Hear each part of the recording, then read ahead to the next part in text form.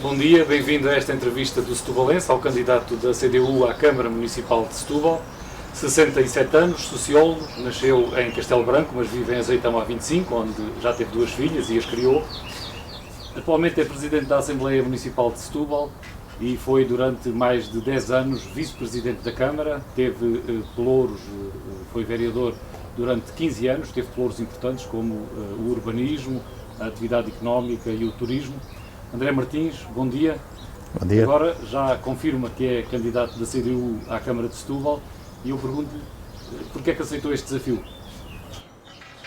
Sim, hoje eu posso confirmar que sou o candidato da CDU à presidência da Câmara Municipal de Setúbal e que, para além do apoio da CDU, os partidos que a integram, o PCP, o Partido Comunista Português, o Partido Ecologista dos Verdes e também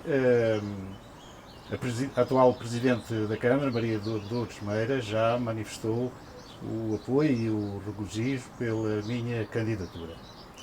E, de facto, é com grande orgulho que eu assumo este compromisso, esta responsabilidade, que é um desafio de continuar um trabalho que é reconhecido e apoiado pelas populações do concelho de Setúbal. É um projeto que não está terminado, é um projeto que continua a haver intervenção e a necessidade desta visão global do desenvolvimento do concelho, um desenvolvimento sustentável, onde o equilíbrio natural se mantenha no sentido de criar melhores condições de vida e bem-estar às populações que aqui vivem, aqueles que nos visitam e aqueles que procuram locais para fazer os seus investimentos. Já vamos aprofundar essas ideias, mas eu gostava de saber mais em termos de motivação, porque é que quis entrar agora nesta corrida, depois de ter tido tantos cargos, também passou pela Assembleia da República? Bom, de facto eu estou ligado a estas questões de defesa e da promoção do interesse público quase desde que iniciei a minha atividade profissional e depois uma atividade mais política. A defesa e a promoção do interesse público é algo que me motiva. E, portanto, eu tenho exercido funções e cargos nesse domínio.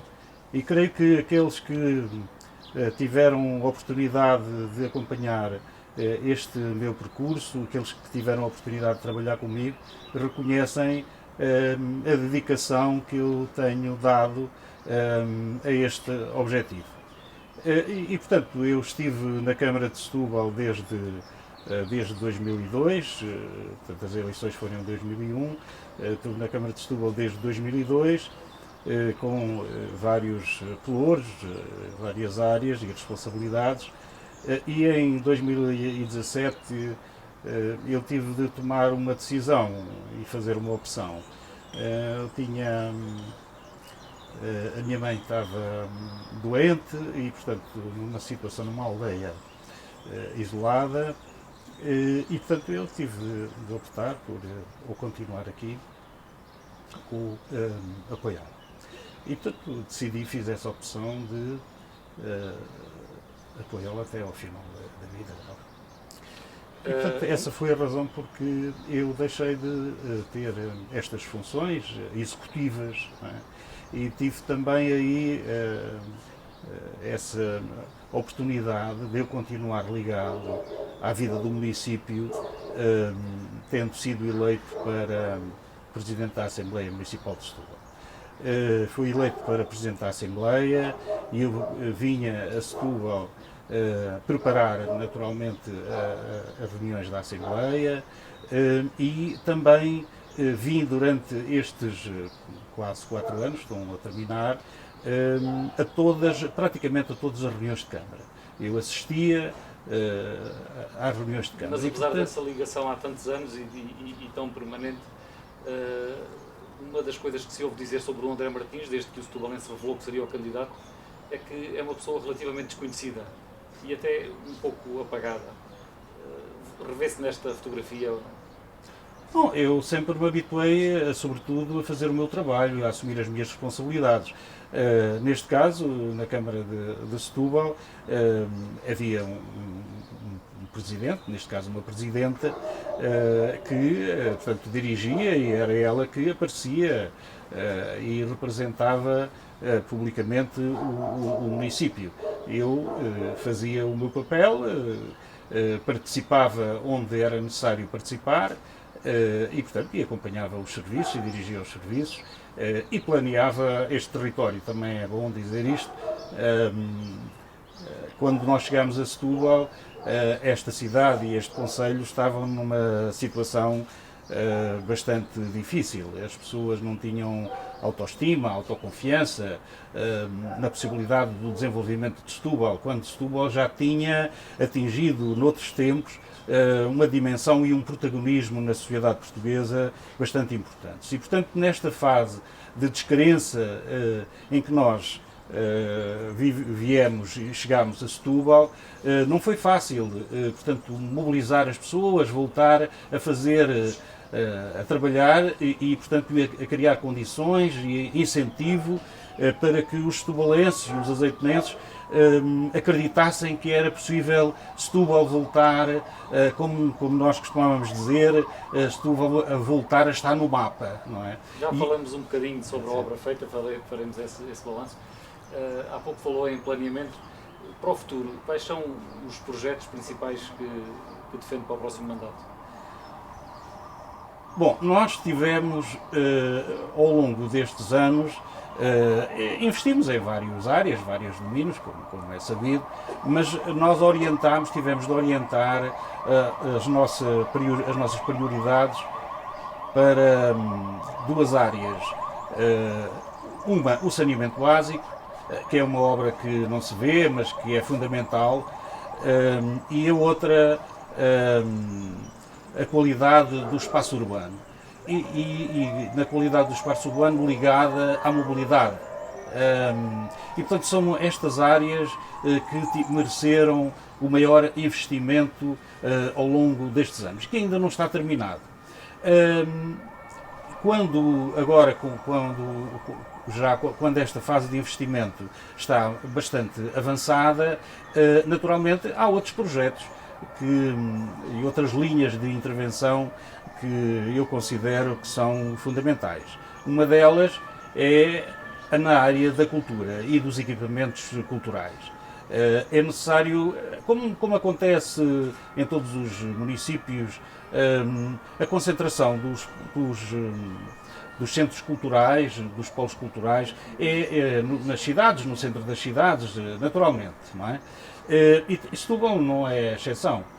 E, portanto, há que pensar a possibilidade de descentralizar também a cultura dentro do próprio município. Esse é um projeto que está delineado e que... Mas portanto, apenas levando os conteúdos, as produções, ou também criando equipamentos? Não, criando equipamentos, exatamente, criando equipamentos que permitam que a cultura, neste caso, equipamentos culturais, permitam que a cultura circule. Por exemplo, uma peça de teatro que é apresentada no Museu Todi e fica por aqui. E nós pensamos que poderá haver a possibilidade, com esses investimentos, por exemplo, que essa peça de teatro circule pelas freguesias do concelho.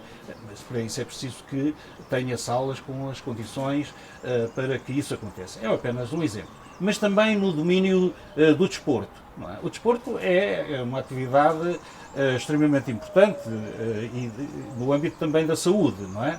Da prática desportiva, do lazer e da saúde. E nós pensamos que Setúbal também tem alguns equipamentos, mas é uma outra área que, no nosso entendimento, deve merecer mais investimento na criação de novos equipamentos desportivos, também a localizar nas freguesias do concelho. Portanto, principalmente a descentralização de equipamentos culturais e desportivos. Numa próxima fase serão essas as orientações principais. Naturalmente, como se sabe, nós investimos em áreas diversas. O caso do êxito do desenvolvimento do turismo em Setúbal deve-se muito à criação das condições por parte da Câmara Municipal para que essas atividades, designadamente no que diz respeito à restauração, à animação dos próprios espaços públicos, são investimentos que a Câmara Municipal fez e que cria as condições para que os particulares possam tirar melhor rendimento dos investimentos que fazem. É isso que me parece que tem sido o êxito desta política e desta gestão municipal. Que é uma gestão que leva cerca de 20 anos. Que obra, que herança é que foi construída pela CDU no Concelho de Setúbal? É uma obra que leva quase 20 anos, mas é preciso de facto considerarmos a situação em que nós encontramos a Câmara Municipal quando aqui chegámos em 2002. É público, da situação financeira da Câmara, da necessidade de nós fazermos um contrato de reequilíbrio financeiro em 2003 e depois para que sustentar as finanças da Câmara, não é? E a partir daí começarmos a dirigir as nossas prioridades, sempre com esta preocupação de garantir o equilíbrio financeiro da Câmara Municipal. Nós temos-lo conseguido e o contrato de reequilíbrio financeiro está quase em fase de conclusão. Em 2023 terminará o pagamento do contrato de reequilíbrio financeiro e, portanto, os 20 anos, em termos do investimento, reduzem-se provavelmente aos últimos 10, 12 anos, não é? Porque só nessa altura é que houve condições para nós termos algum fôlego financeiro para poder fazer os investimentos que já fizemos. Já aprofundamos um pouco mais cada um desses aspectos, mas numa apreciação geral, como é que classifica o estado a que a cidade e o Concelho chegaram com esta gestão? Bom, naturalmente que eu a falar em causa própria, mas também não posso dizer qual é naturalmente a avaliação que eu faço. Eu acho que os resultados são de excelência e digo isto com a convicção de que as maiorias absolutas que a CDU tem alcançado no Concelho de Setúbal, designadamente nos últimos 2 mandatos, ou seja, nos últimos 8 anos, são bem a demonstração do reconhecimento que a população tem na gestão e no êxito dos resultados desta gestão. Sobre os aspectos mais particulares que há pouco estava a referir, ainda ao problema das contas públicas, à questão das contas públicas, o contrato de reequilíbrio financeiro termina daqui a pouco mais de um ano, em 2023, ou daqui a menos de 2 anos. Mas, entretanto, a Câmara de Setúbal continua a ser aquela que tem um prazo de pagamento a fornecedores dos mais alargados. Isto significa que a situação financeira já está controlada e é uma situação saudável, ou que continua a haver um problema de finanças municipais? É assim, nós temos feito muito investimento e fazemos esse investimento aproveitando a disponibilidade dos fundos comunitários. Criámos mesmo um gabinete que se especializou nessa área e, portanto, quando há obras que são fundamentais fazer ou portanto, da exclusiva responsabilidade do município, no sentido de servir as populações, e obras que, a serem feitas, criam as condições para mais investidores investirem em Setúbal e, portanto, criar mais empregos, criar mais riqueza, nós fazemos aí o nosso esforço. Naturalmente que isto depois tem consequências, como diz, essa questão dos prazos dos pagamentos, mas o que nós podemos verificar é que os pagamentos são feitos, continuam a ser feitos com toda a regularidade e as pessoas sabem, os investidores também, quem vem aqui fazer investimento e faz contratos com a Câmara, naturalmente que sabe as condições em que vai fazer o seu investimento. e sabe certamente que vai receber de acordo com o contrato que foi estabelecido. E, portanto, este é um quadro um pouco apertado, naturalmente, da gestão financeira da Câmara Municipal. Mas, porque nós damos esta prioridade ao investimento. E os resultados estão à vista. Agora, se nós deixássemos de fazer o investimento, a situação financeira da Câmara ficava estabilizada, mas é preciso aqui fazer opções, e nós fazemos essas opções, naturalmente, com as ponderações que são importantes fazer. Que é garantir os pagamentos, no caso dos contratos que são feitos com terceiros. E é uma opção que tem custos também para os municípios. O IMI tem sido à taxa máxima, agora começou a baixar, há 2 anos para cá o Executivo tem vindo a baixar a taxa. É uma tendência para manter, acentuar? O que é que propõe? Bom, é assim,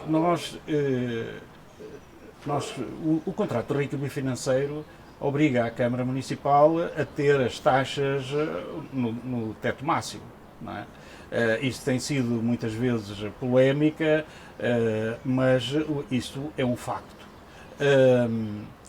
De qualquer forma, a atual situação da Câmara Municipal permite ir dando um sinal, tem vindo a acontecer, aconteceu ano passado, este ano também já aconteceu, tem vindo a dar um sinal de que a Câmara está atenta, a Câmara não é indiferente a que os municípios de Setúbal pagam taxas mais elevadas, mas, portanto, o IMI, como tem vindo a acontecer, continuará até a um ponto que continua a garantir a estabilidade financeira e que a Câmara continua a assumir as responsabilidades que tem.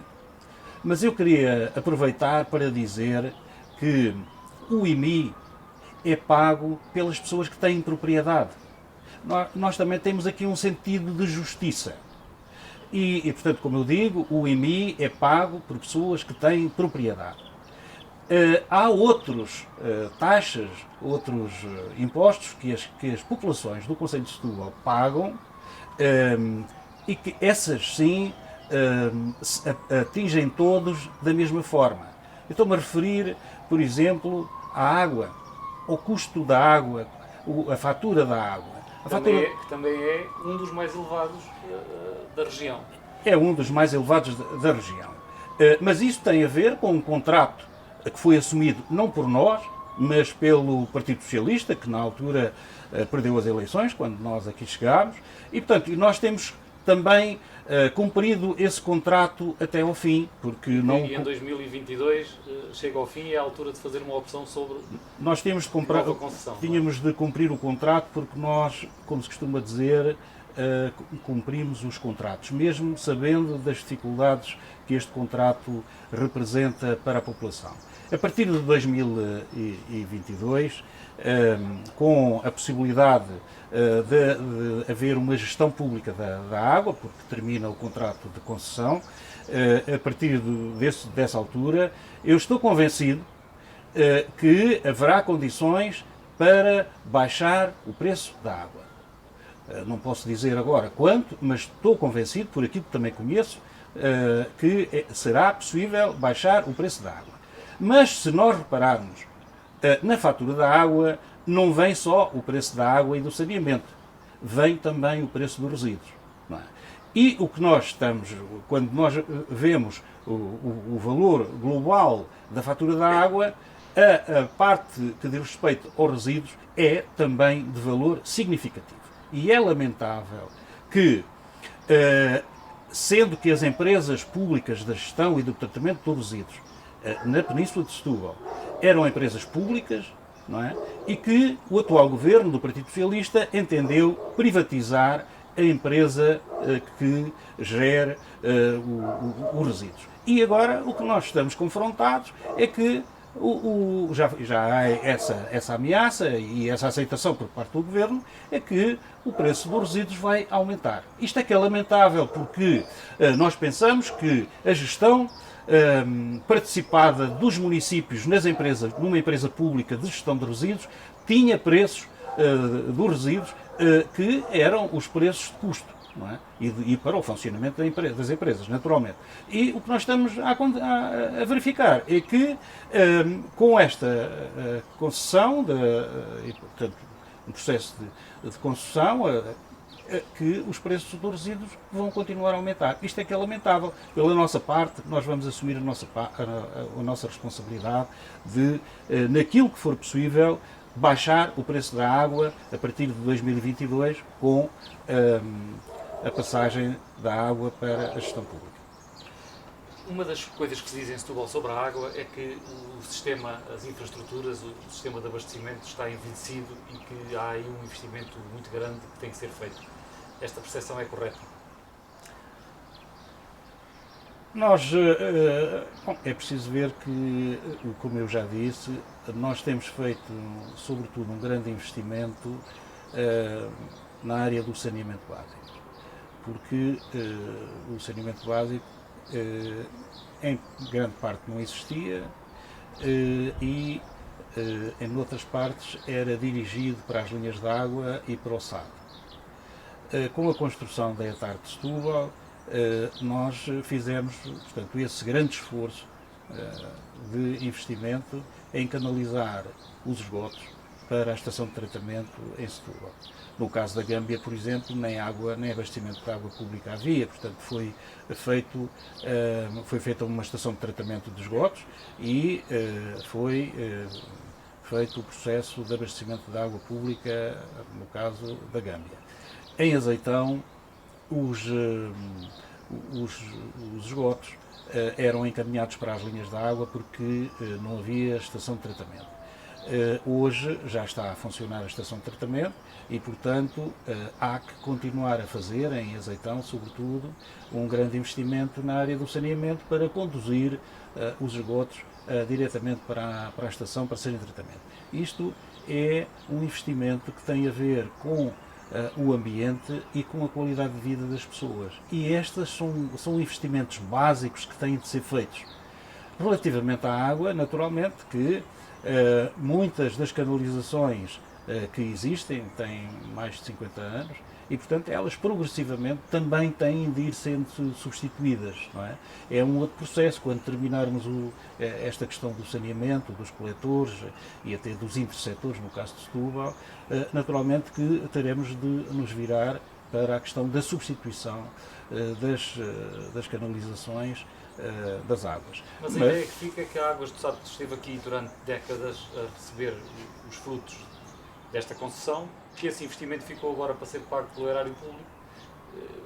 O que é que isto significa? Que o contrato está com certeza a ser cumprido? Não estava calculada esta vertente? Não, o contrato tem, naturalmente, os contratos quando são feitos têm o interesse, neste caso uma parte do interesse público e da outra parte a salvaguarda do interesse particular.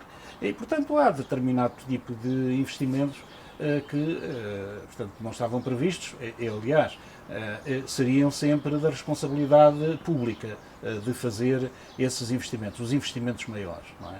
Há uma quantidade de metros em que, se houver, por exemplo, uma ruptura, até uma quantidade de metros de substituição da conduta é da responsabilidade da concessionária. Mais do que esses metros, portanto, passa a ser da responsabilidade pública. Não é?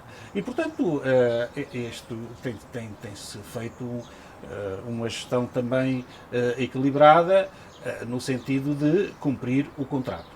De facto, a seguir, o público vai ter de suportar esses custos de investimento.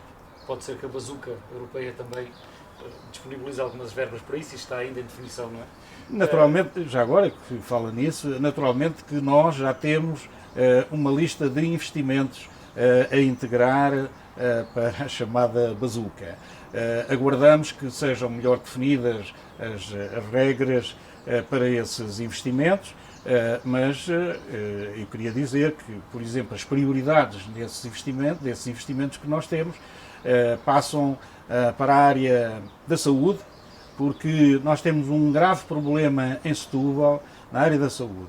Há o problema da ampliação do Hospital de Setúbal, que é uma história que parece que não tem fim, quando há eleições o governo vem dizer que vai ampliar o hospital, não se sabe, numa primeira fase não se sabe como, porque não há verbas para fazer esse investimento. Por proposta do PCP, do Partido Comunista Português, no Orçamento do Estado, ficou garantido o financiamento dos 17 milhões de euros para que o Estado, portanto, possa garantir o investimento na ampliação do hospital, mas até hoje o Ministério das Finanças ainda não disponibilizou a verba para fazer esse investimento. Mas os problemas da saúde em Setúbal não passam só por aí. Nós temos centros de saúde em Setúbal que não são adequados às necessidades das pessoas. Eu dou apenas um exemplo. O centro de saúde do bairro de Santos Nicolau situa-se num terceiro andar, não é? Sem elevador. E como nós sabemos, o bairro de Santo Nicolau, uma grande parte da população é população idosa, que não vai ao centro de saúde. E, portanto, este é o exemplo. E, portanto, quando precisa de cuidados de saúde, dirige-se ao hospital. E, por isso é que nós dizemos que, quando se resolver o problema dos centros de saúde em Setúbal, que a situação do hospital também começa a ter melhores condições para desenvolver as suas funções, que são de situação de maior emergência. O caso do Centro de Saúde de Azeitão, que há um compromisso da parte do Governo de pagar a parte maior do investimento. Já a Câmara Municipal tem em procedimento o concurso público para lançar a obra do Centro de Saúde de Azeitão. Mas, por exemplo, temos um outro centro de saúde aqui na Baixa de Setúbal, e que é na Praceta Maria Lama, está previsto aí, porque foi aí que a Câmara Municipal cedeu o terreno, que a Câmara Municipal cede os terrenos para construir os centros de saúde do Governo. Quando nós precisamos de um edifício que é do Estado e que está aqui em Setúbal, nós temos de comprar. Mas quando é para o investimento que é da competência da Administração Central, naturalmente a Câmara tem de ceder os terrenos para instalar esses equipamentos. Nós fazemos-lo porque é em benefício das populações. Mas, portanto, era importante dizer isto relativamente à saúde, a equação que nós fazemos deste problema e a necessidade, de facto, de os problemas da saúde e do Serviço Nacional de Saúde serem resolvidos.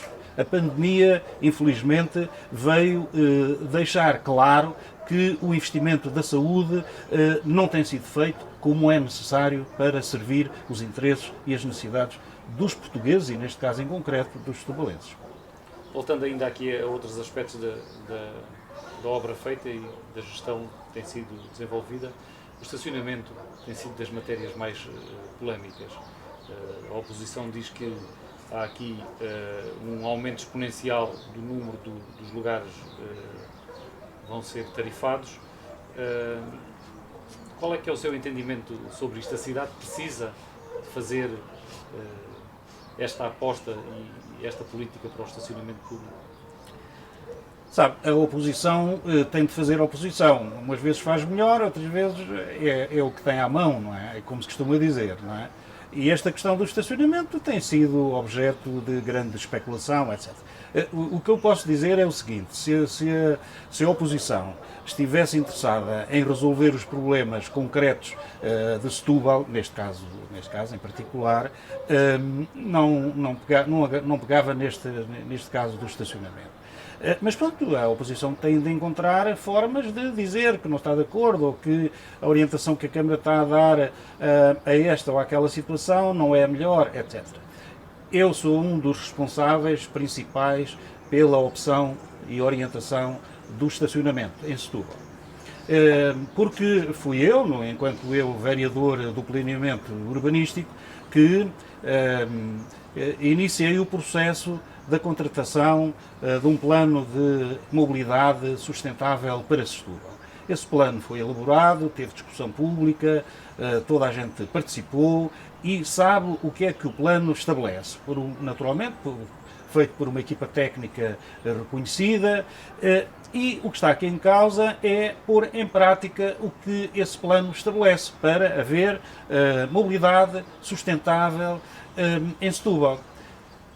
Setúbal é uma cidade turística e, portanto, nós não podemos estar só a pensar em Setúbal no inverno em que menos gente vem a Setúbal. Nós temos de garantir que os setubalenses vivem com a mesma qualidade de vida no verão como no inverno. E do que se trata aqui é de qualidade de vida. Garantir o que está provado, gostemos ou não do estacionamento tarifado, não é isso que está em causa. O que está provado nas cidades, por esse mundo fora, é que sem estacionamento tarifado, no modelo de desenvolvimento das cidades, sem estacionamento tarifado, não há condições de garantir um estacionamento para os residentes nas cidades. E por outro lado, também está provado que o estacionamento tarifado garante o desenvolvimento do comércio local. E se assim é, neste momento, como eu já disse, com o modelo de desenvolvimento das cidades, a única solução que tem sido encontrada para resolver estes problemas é fazer estacionamento tarifado. O que se diz é que nós queremos tarifar todas as ruas, arruamentos, etc. E bairros periféricos, e os bairros periféricos. Os bairros periféricos. Está estabelecido e há um compromisso de que os arruamentos que forem tarifados são arruamentos que vão ser intervencionados, vão ser requalificados, como tem estado a ser feito. Ainda falta alguns arruamentos que intervir e, portanto, requalificar. E são só esses que estão os compromissos para haver estacionamento tarifado. Mas a requalificação dá garantias ou compensa os residentes? A requalificação, estão aí as provas dadas. Olha, nós começámos por fazer uma requalificação da Avenida Guiné-Bissau. É um exemplo. E, portanto, elaboramos um projeto na perspectiva que o Plano de Mobilidade Sustentável estabelece. Estacionamento, garantir estacionamento, mais estacionamento do que tinha, estacionamento naturalmente autorizado, não é estacionamento em cima dos passeios. E fazer as ciclovias, que é a mobilidade sustentável, é nesse quadro. E também fazer passeios que permitam às pessoas circular nos passeios e que nós chamamos de percursos pedonais, ou seja, passeios largos. Isto é uma forma diferente de olhar para a cidade. O que nós tínhamos era uma cidade com algumas grandes avenidas, em que com 4 faixas de rodagem, e mesmo assim os carros estacionavam em cima dos passeios e as pessoas, para andar, se quisessem, andavam no alcatrão, no lugar dos carros. Isto é uma cidade virada ao contrário. As pessoas vivem na cidade e têm de viver na cidade com as melhores condições de vida. E, portanto, as intervenções, as requalificações que nós fazemos é no sentido de aumentar o número de lugares de estacionamento relativamente ao que existe, retirar os carros de cima dos passeios, fazer as ciclovias, os percursos pedonais e, naturalmente, tarifar, porque é a forma de nós controlarmos o estacionamento. E, naturalmente, a oposição não acha bem. Eu dou-lhe um outro exemplo, só para ver o que está aqui em causa.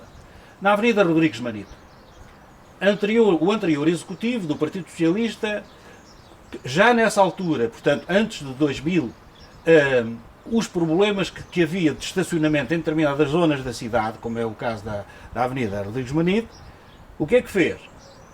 Pintou em cima dos passeios os lugares de estacionamento. Se você ainda hoje for à Avenida Rodrigues Manito, uma parte da Avenida Rodrigues Manito tem estacionamento em cima dos passeios, com traço de estacionamento feito pela Câmara Municipal. Isto não é uma cidade dos nossos tempos. Isto não é uma cidade que dê qualidade de vida às pessoas.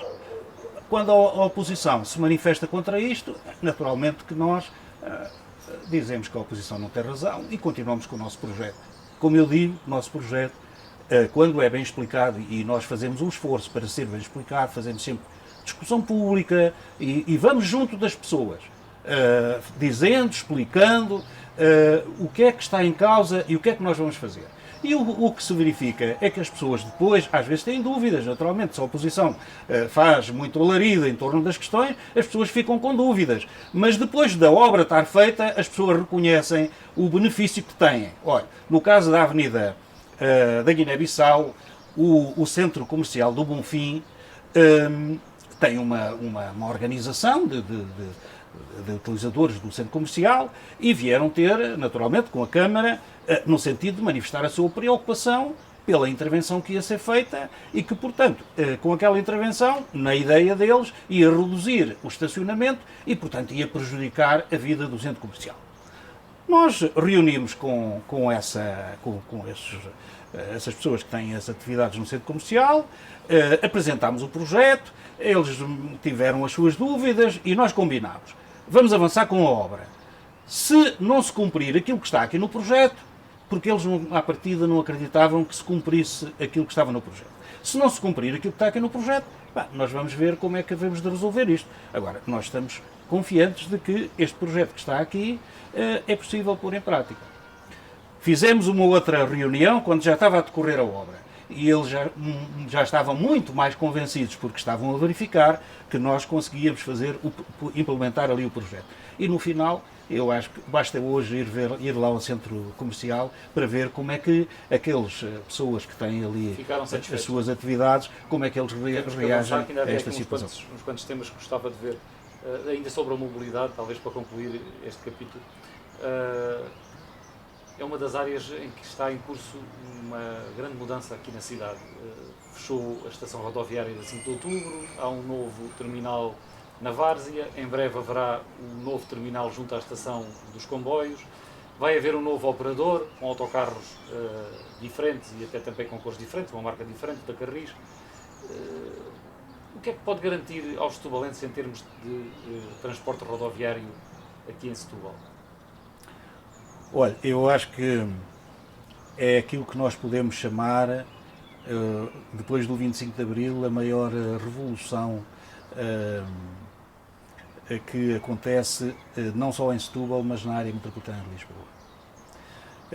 Esta decisão dos municípios da área metropolitana de Lisboa assumirem a responsabilidade de gerir os transportes públicos na área metropolitana é de facto uma decisão no sentido que eu entendo como revolucionário, transformação profunda neste sentido. Que todas as pessoas entendem isto. Mas aqui, sobre o Conselho de Setúbal, a ligação à Azeitão, o novo operador, mas é importante, se aquele terminal da Várzea se oferece a comodidade necessária. Certo, mas é importante dizer que foi uma decisão dos municípios da área metropolitana e que com estas decisões é possível transformar a qualidade de vida das pessoas nas áreas metropolitanas e também no interior, é a minha convicção e por isso é que eu sou um defensor convicto da regionalização em Portugal. Isto é apenas um exemplo e não está nenhuma região constituída, embora as promessas tivessem sido feitas há muito tempo, quando o atual Primeiro-Ministro era Presidente da Câmara de Lisboa,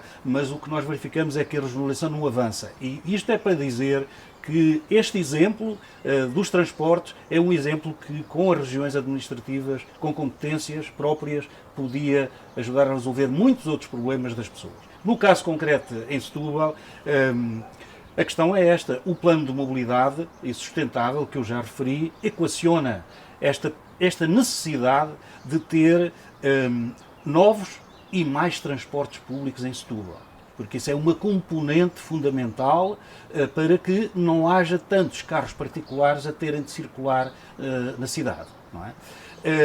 E as pessoas que não têm carro poderem deslocar-se, portanto, com facilidade, com a frequência, os autocarros a funcionar com a frequência, para além da qualidade dos autocarros, também o serviço ter maior frequência. E nós decidimos investir num processo que era o de criar um interface rodoferroviário na Praça do Brasil. A CP investiu milhões de euros na requalificação da Praça do Brasil. E, portanto, nós pensamos que está ali uma estação que tem todas as condições para poder-se fazer ali um transbordo direto de quem anda de comboio e de quem precisa de passar para o autocarro.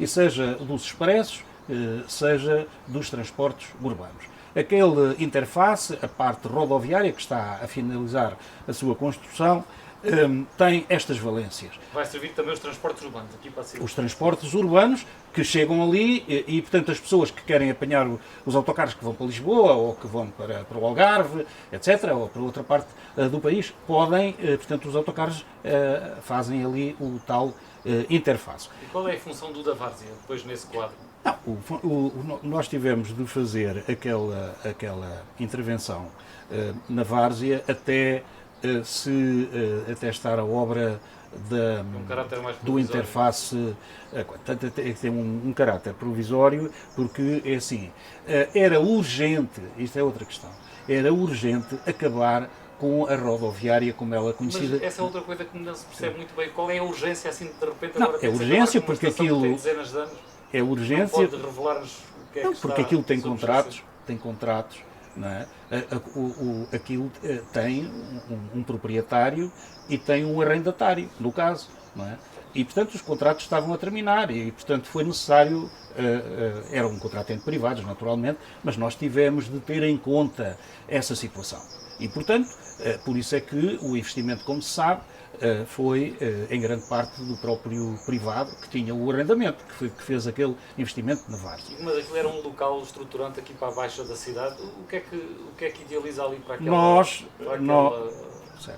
Nós temos um outro problema que é mais complicado de resolver, embora ele esteja bem encaminhado, que é o problema do acesso às praias da Arrábida.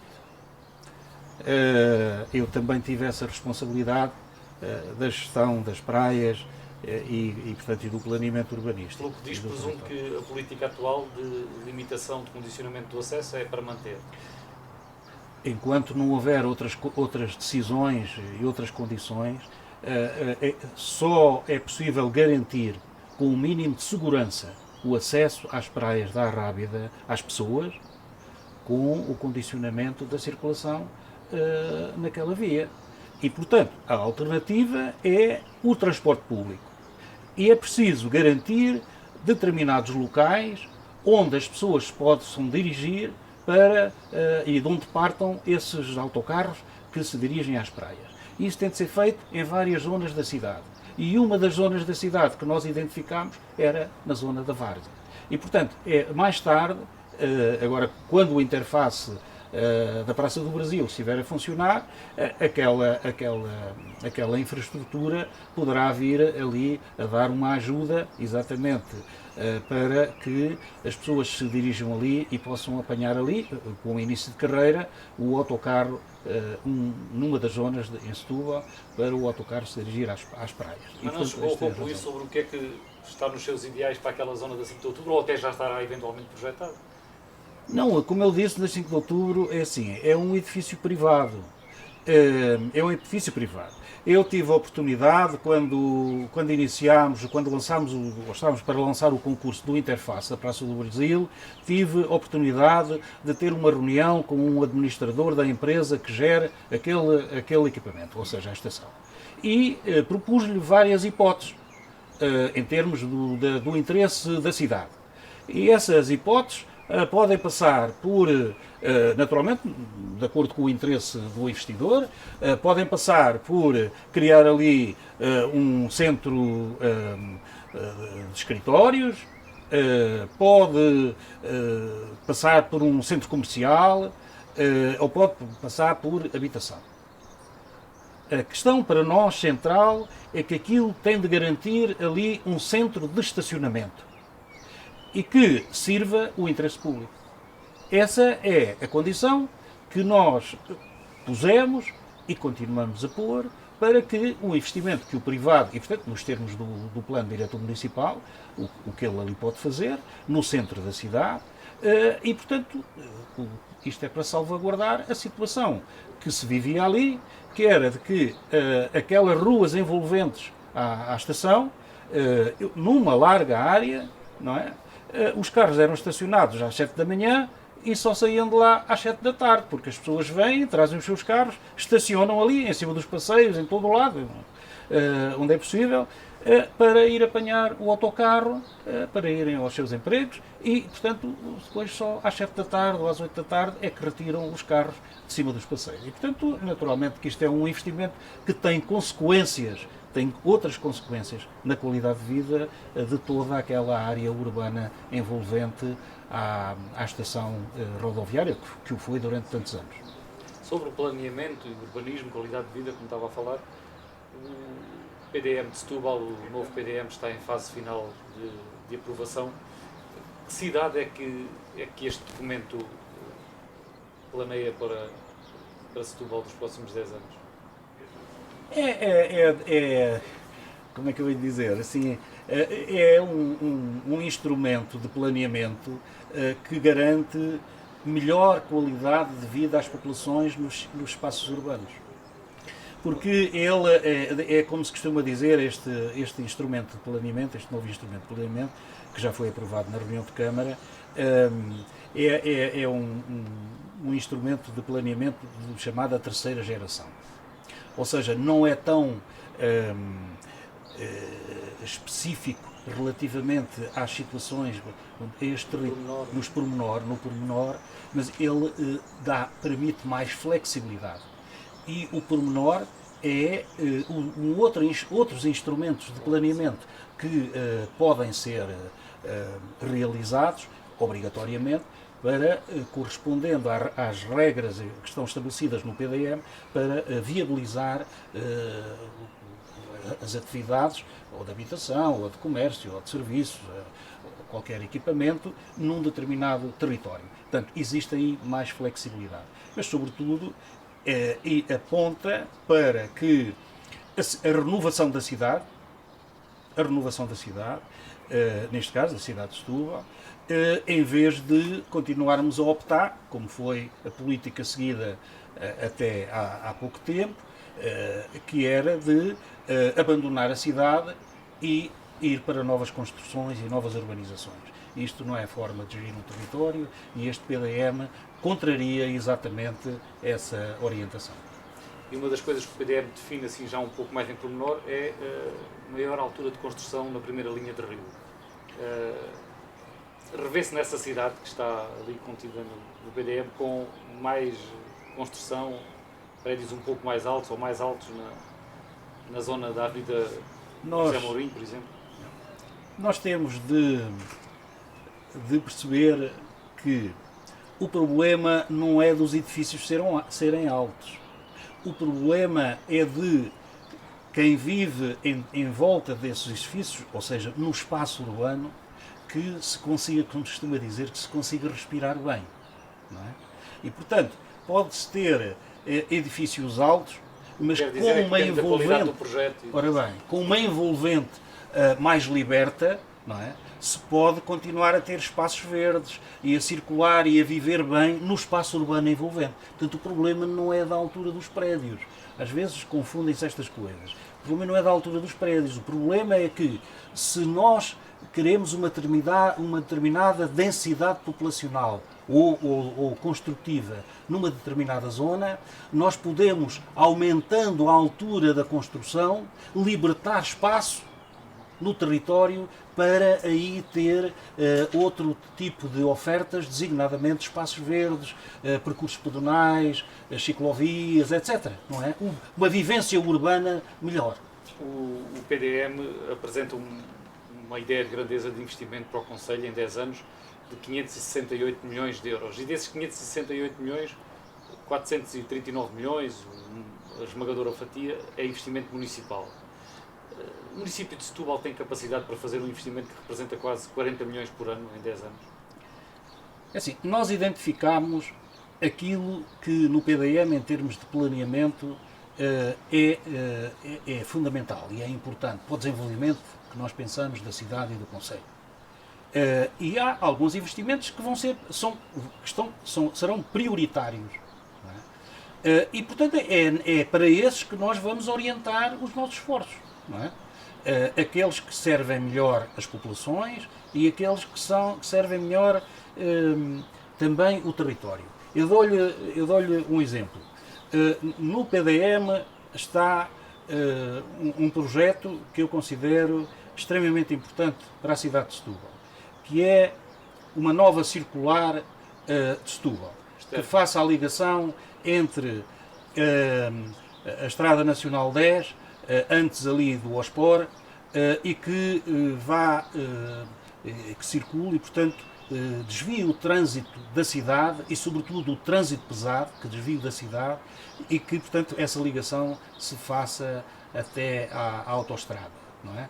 Ou então que faça a ligação àquela variante que vai para a Mitrena, conforme as orientações que os carros, portanto, ou quem os conduz, tenha.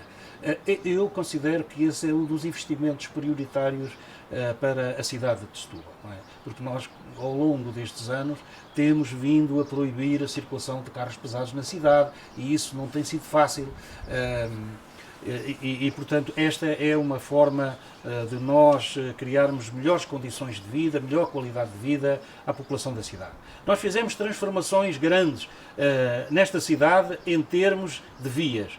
Transformámos a chamada via rápida, que quando nós cá chegámos, que atravessa a cidade, transformámos-la numa avenida, que nos obrigaram a chamar Avenida do Tratado de Roma. Isso é uma outra questão.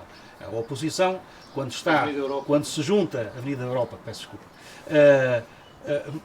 eu digo Tratado de Roma porque nos obrigaram também a dar nomes à rotunda do Tratado da Europa, do Tratado de Lisboa, e por isso é que agora esta confusão. Mas obrigaram em que sentido? Obrigaram porque nós tínhamos, na altura, tínhamos maioria relativa e o PS e o PSD juntaram-se no final do mandato e aprovaram uma deliberação em que, portanto, passaram a atribuir estes nomes à avenida que antes era uma via rápida criada, uma via rápida. Setúbal tinha uma via rápida, era uma cidade importante porque tinha uma via rápida. Não é esse o nosso entendimento. Nós transformámos estradas em avenidas, como se pode ver. A Avenida Álvaro Cunhal é uma avenida que qualquer pessoa de qualquer lado do mundo pode chegar aqui e verificar o trabalho que ali foi feito. E era uma estrada nacional. Mas já agora queria, a propósito da oposição, desta forma de muitas vezes, quando nós estamos em minoria, o que a oposição pode fazer, até coisas bastante ridículas. Por exemplo, quando terminámos a obra do Polis, fez-se o primeiro troço de ciclovia em Setúbal, que é o troço da ciclovia da Avenida Luísa Todi, do Placa Central da Avenida Luísa Todi.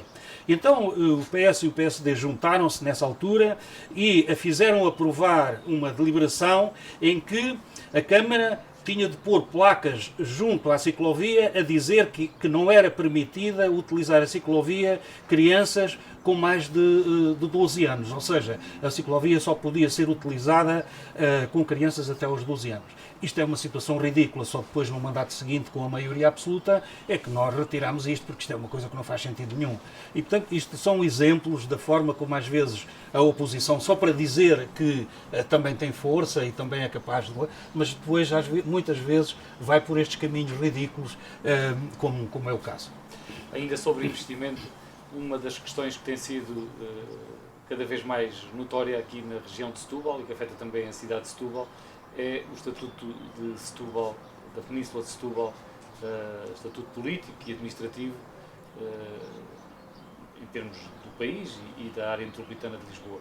Está satisfeito com a condição em que Setúbal se encontra, Setúbal, região, neste plano, por exemplo, administrativo? Bom, é necessário que a Península de Setúbal, que todos reconhecem que constitui uma unidade territorial e que já o foi antes, em termos das unidades territoriais consideradas na União Europeia para fins estatísticos, não é? As chamadas NUTs 2 ou NUTs 3. Setúbal já teve, a Península de Setúbal já foi uma dessas unidades territoriais e que os financiamentos ou a disponibilidade de fundos comunitários para os territórios tem a ver com a avaliação estatística, não é, dos números, dos valores estatísticos que são apurados nesses territórios. Portanto, a Península de Setúbal, antes de 2013, era uma unidade territorial nesse conceito da União Europeia. A partir de 2013, o governo do PSD decidiu acabar com a NUT 3. O que é que, portanto, como eu estava a dizer, a NUT 3, neste caso, permite que na área metropolitana de Lisboa se faça a diferença entre a análise estatística da Península de Setúbal da área norte da área metropolitana. A área norte da área metropolitana é considerada, em termos de desenvolvimento nos critérios da União Europeia, como num nível médio de desenvolvimento da União Europeia. E, portanto, não tem praticamente acessos a fundos comunitários. Ora bom, a Península de Setúbal, ao contrário, na análise estatística, é dos territórios mais deprimidos da União Europeia.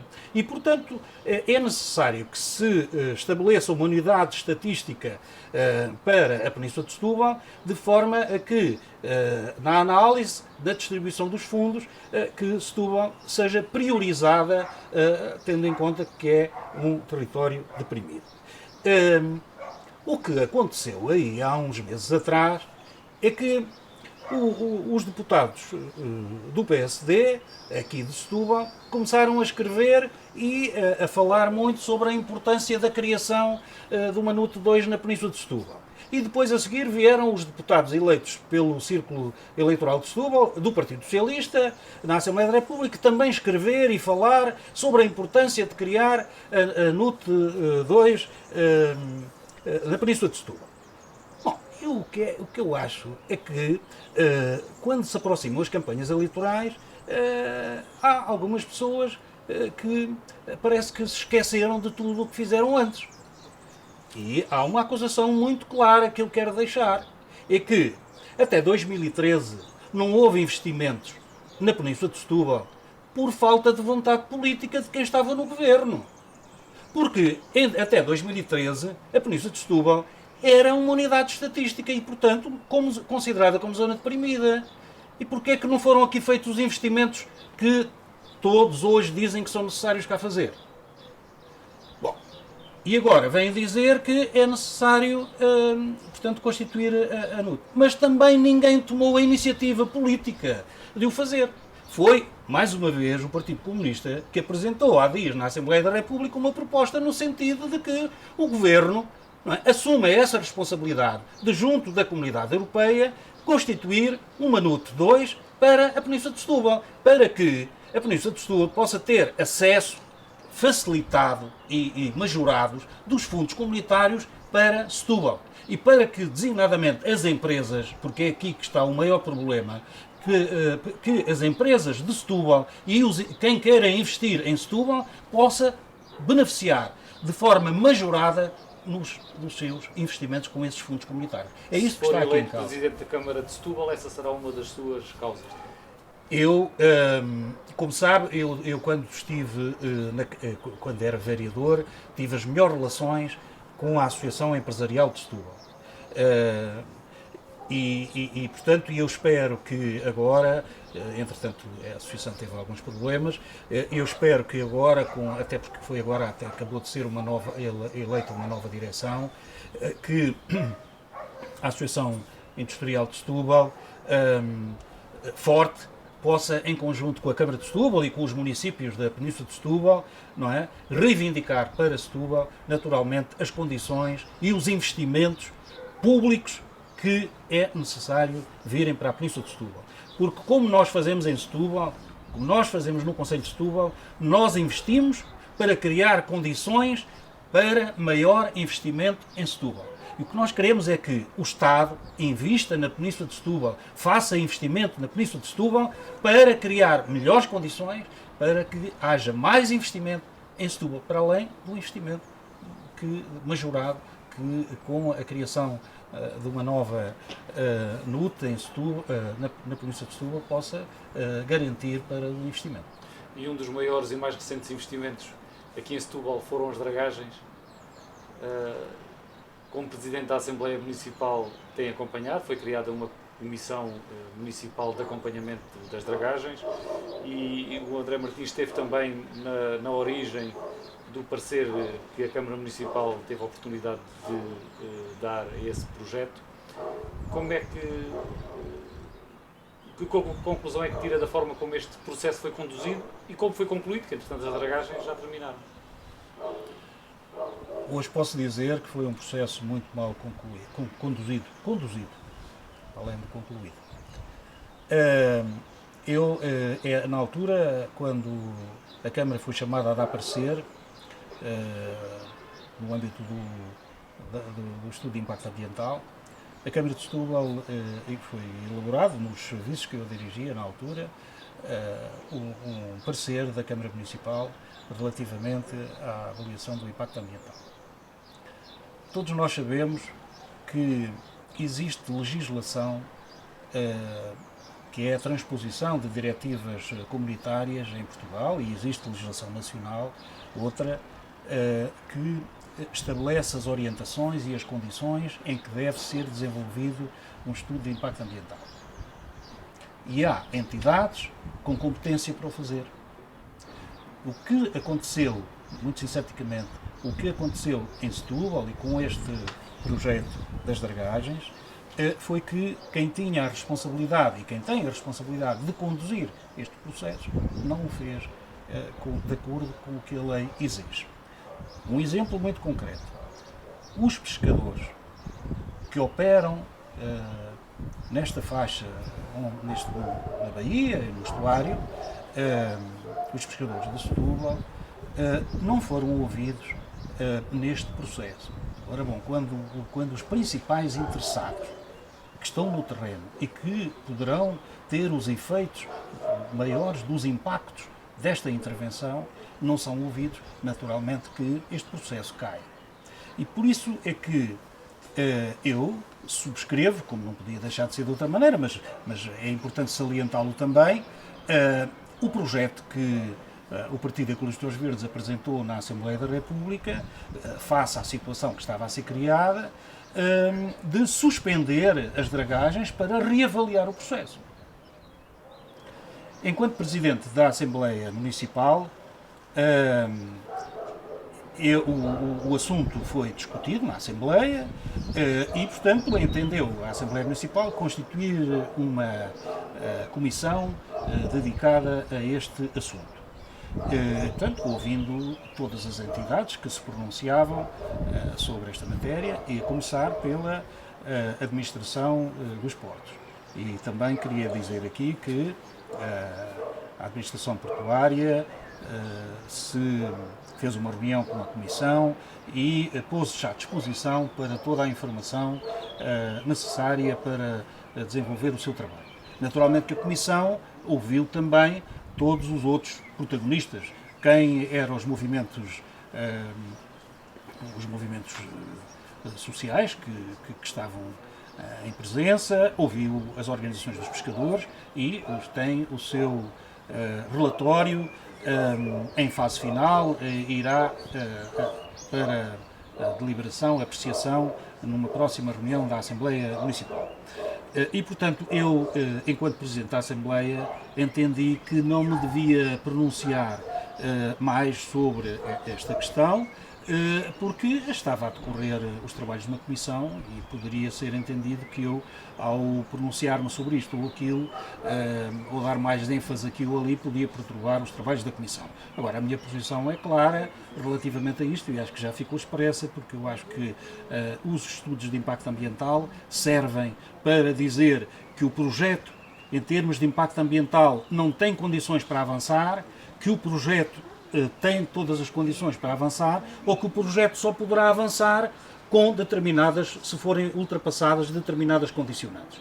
E eu acredito que um processo bem desenvolvido, não é, nos termos que a lei estabelece, que isto seria rigoroso. Quando quem conduziu o processo não foi rigoroso, naturalmente que o processo não foi bem conduzido. É lamentável que assim seja. Já agora que terminaram as dragagens, eu queria dizer o seguinte: é fundamental que se continua a fazer a monitorização das águas para saber da evolução da qualidade das águas, e também que se avaliem a situação das pradarias que tiveram impactos e também a situação das maternidades para que elas possam ser reconstituídas o mais rapidamente possível. E perceber-se o verdadeiro impacto desta intervenção. Certo. E por outro temos lado, aqui 2 ou 3 perguntas. deixa-me só dizer outra questão que é muito importante neste processo. É porque foi prometido e é importante que seja cumprido por quem o prometeu, que é do problema da reposição de areias nas praias da Arrábia. A Câmara Municipal encomendou um estudo de hidrodinâmica para saber, portanto, para que se possam repor areias nas praias. Esse estudo está feito, cabe agora a quem tem a responsabilidade de ver de que forma e quando é que se deve fazer essa reposição de areias. É importante que estas coisas se saibam, porque às vezes parece que a Câmara Municipal tem andado alheia deste processo todo. E não é verdade. Nem a Câmara, nem a Assembleia Municipal. Mas esse estudo não é conhecido ainda e indica... Mas as entidades competentes, naturalmente, que a Câmara Municipal assumiu essa responsabilidade de contratar o estudo. O estudo está feito. Foi entregue às entidades que têm agora a responsabilidade de mandar executar. Estou-me a referir à PSS e ao Instituto da Conservação da Natureza, portanto, que são as entidades que têm de dar andamento a este processo. Por falar em responsabilidades e na área do ambiente, nos últimos meses tem-se conhecido a existência de depósitos de resíduos, pelo menos um deles comprovadamente perigosos, aqui na área do concelho de Setúbal, na periferia da cidade. E já com algumas décadas. De quem é a responsabilidade destas coisas continuarem a descobrir-se? Para além das outras, essa é uma bela pergunta. Desculpe lá que eu diga, mas é verdade, só para salientar isso, é que é verdade. Quem é a responsabilidade? E é que parece que nesta matéria nós vivemos num país de grande irresponsabilidade. E eu explico porquê.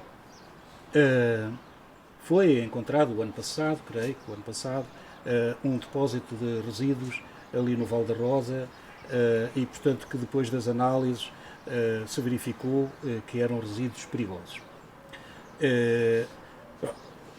Há alguma informação sobre como é que os resíduos ali chegaram, etc. Tudo leva a crer que os resíduos vieram do mesmo sítio onde agora foi encontrado um novo depósito de resíduos, ali junto ao estuário. É preciso voltar a dizer que existe legislação em Portugal que estabelece como é que tudo isto se processa e como é que isto tudo se controla. O caso concreto dos resíduos. Legislação é coisa que não falta. E diz que quem é que tem a responsabilidade e a competência de licenciar as atividades económicas e, designadamente, aquelas que produzem resíduos e, em particular, as que produzem resíduos perigosos. E, portanto, no licenciamento, essa questão fica identificada. Em Portugal, as empresas licenciadas todas sabem que produzem resíduos perigosos ou não, porque no licenciamento essa questão fica clara. Depois também há legislação que diz que todos os produtores de resíduos devem encaminhar os seus resíduos aos locais adequados para o tratamento, porque nem todos os resíduos podem ser tratados no mesmo sítio. Aliás, lembramos os resíduos da Metalimex, não é?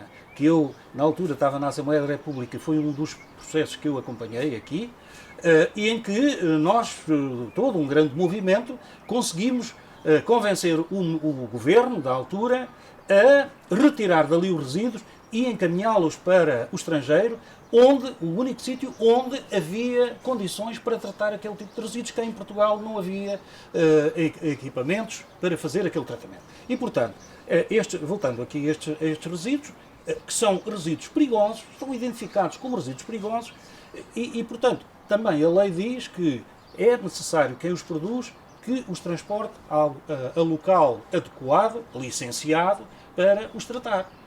E quando esses resíduos se movimentam, ele tem de ter uma licença de autorização para eles circularem. E onde os trajetos estão identificados, etc. Então nós agora, passados dezenas de anos, vem o Ministério do Ambiente dizer que não tinha identificado os resíduos que estão na zona ribeirinha? Uma empresa que esteve ali a trabalhar durante anos e anos e que depositava ali os resíduos. E o Ministério do Ambiente, quando existe toda esta legislação, quando existe a fiscalização, quando existe o licenciamento das empresas, vem dizer que desconhecia. Tem as entidades que têm a competência de licenciar estas atividades e de acompanhar estas atividades, que são entidades regionais da área do ambiente, também não sabiam. De facto, parece como diz. Mas depois e a Câmara de Setúbal também não sabia. Mas a Câmara de Setúbal não tem qualquer competência nem responsabilidade, só tem responsabilidade e assumiu-a quando tomou conhecimento. Denunciou, no caso dos resíduos do Val da Rosa, naturalmente que denunciou a situação e transmitiu às entidades competentes, não é? Agora, em matéria de resíduos perigosos, quem tem competência é o Ministério do Ambiente. E as empresas que estão obrigadas pela lei a conduzir-se de acordo com as normas que estão estabelecidas. Sobre o Vitória, também é inevitável falarmos um pouco. Tem esperança no futuro do clube? E qual é que é, consigo, se for eleito, o papel do município na relação com o Vitória? Quando nós chegámos aqui à Câmara de Setúbal, em 2002, já havia os problemas do Vitória. E até havia um problema da deslocalização do campo do Vitória e promessas e mais promessas. Nós, desde essa altura, promessas que não se vieram a cumprir.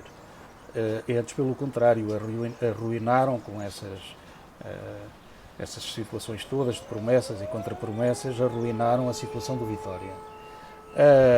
E nós acompanhámos sempre, a Câmara Municipal acompanhou sempre a situação do Vitória. E esteve sempre à disposição, dentro daquilo que são as suas competências e as suas disponibilidades. Esteve sempre à disposição do Vitória para aquilo que fosse preciso. Não pode interferir na vida do Vitória. Isso está determinado, que nós não interferimos na vida do Vitória. O Vitória é uma coletividade que tem eleições, e tem dirigentes, e são os dirigentes que devem dirigir a vida do Vitória. Agora, pode-se provar, ano após ano, que nós estamos aqui, que todas as direções das várias cores que possamos imaginar, todas tiveram o maior apoio possível da Câmara Municipal. Neste momento, como se sabe, a Câmara tem manifestado toda a disponibilidade e apoio ao Vitória. E, inclusive, o Vitória tem conhecimento de um projeto que a Câmara tem e que poderá vir a viabilizar, a ter uma solução para o futuro do Vitória. Portanto, eu acredito plenamente que o Vitória de Setúbal, ou o Vitória Futebol Clube, ou só o Vitória, seja uma realidade e que continue uma história na área do desporto, na área do coletivo, da cultura também, do desporto, do lazer, nesta cidade, com páginas gloriosas como já estão assinadas. Não é? Falta um investidor para que o projeto que a Câmara Municipal apresentou possa ser implementado. A Câmara Municipal não tem condições para desenvolver esse projeto. Mas nós fizemos o projeto, ou seja, encontramos a solução. É isto que nós fazemos. Nós encontramos soluções, criamos as condições para quem depois pode poder melhor desenvolver aquilo que são as suas responsabilidades e as suas competências. Para estas eleições, só há ainda um outro candidato já conhecido, Fernando Negrão, pelo Partido Social Democrata. Como é que vê este adversário? Bom, os adversários políticos são tudo pessoas que merecem a maior consideração. Porque quando alguém se candidata, em princípio, tenho de admitir que se candidata pelos melhores motivos, que é de servir a Setúbal, neste caso, Setúbal e a população de Setúbal. E, portanto, todos os outros candidatos são bem-vindos e, da minha parte, são tratados com todo o respeito e toda a consideração. Naturalmente que depois há o debate político e há a avaliação dos percursos, até dos candidatos, E este candidato do PSD tem um percurso já aqui em Setúbal. E, portanto, veio aqui, fez uma campanha eleitoral, as pessoas acreditaram nele, mas depois, pouco tempo depois, ele deixou Setúbal e deixou, na oposição, era o partido maioritário. O PSD, naquela altura, na oposição, era o partido maioritário. A pessoa que ficou com a maioria na oposição, abandonou o cargo. E eu acho que isto tem de se pedir responsabilidades a estes candidatos. Agora, quando voltam, têm todo o direito em voltar, naturalmente, mas tem de se pedir responsabilidades por isto. É só o que eu tenho a dizer relativamente a esse caso em concreto, que é um caso conhecido e é público. Muito obrigado pela sua disponibilidade e assim que nos esteve a acompanhar, agradecemos também a atenção. Voltaremos em breve com outras entrevistas idênticas.